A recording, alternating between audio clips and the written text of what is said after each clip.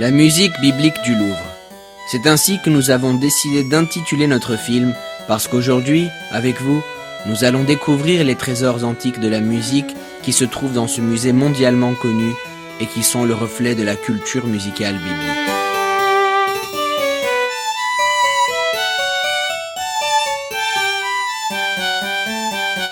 Il est étonnant que les livres bibliques, qui sont à ce jour les plus lus dans le monde, aient rarement attiré l'attention des historiens musicologues.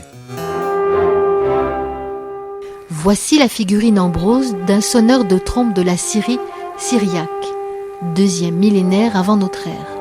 Et l'on retrouve la même représentation plus de 2000 ans plus tard, sur les portes du monastère arménien des Saints Apôtres, de la ville de Mouche. On sait qu'en 1915, des Arméniens fuyant le génocide ont transporté ces portes à dos d'homme jusqu'à Etchmiadzin, comme une relique sainte. Lors de la célébration de l'année de la culture arménienne en France, ces portes ont été exposées au Louvre, aux côtés des Khachkars anciens et d'autres trésors. Mais le Louvre avait ses propres trésors arméniens.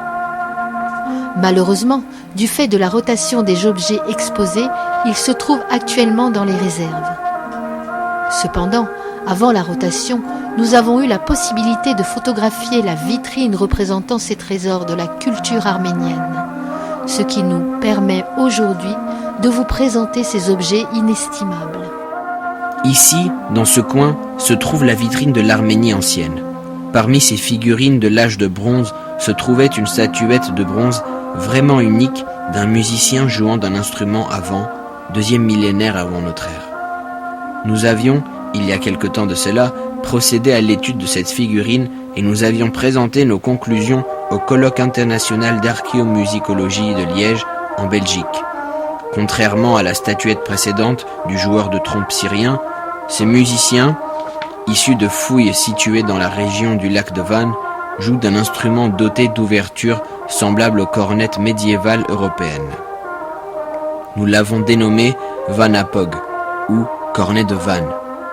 Nous entendons maintenant le son, reconstitué par nos soins, de cet instrument.